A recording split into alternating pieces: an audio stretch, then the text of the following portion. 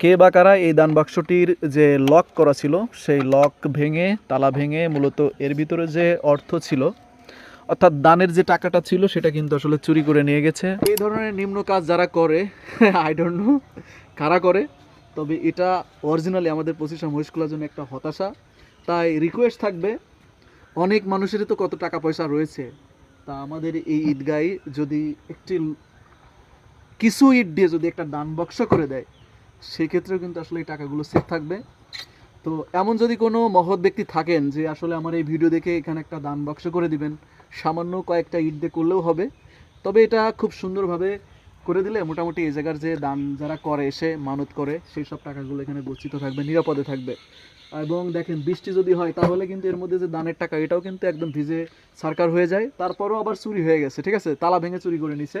সব মিলায়ে এমন একজন মহৎ ব্যক্তিকে চাই যিনি তার নিজের অর্থে টাকা দিয়ে আমার মাধ্যমে হোক যার মাধ্যমেই হোক যোগাযোগ করে এখানে একটা দান বাক্স করে দেবেন।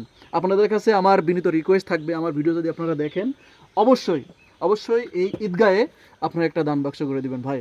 আমি চাই এখানে এমন একজন ব্যক্তি এখানে একটা দান বাক্স করে দিক এবং তাকে নিয়েই মূলত আমি সেকেন্ড ভিডিওটা তৈরি করব।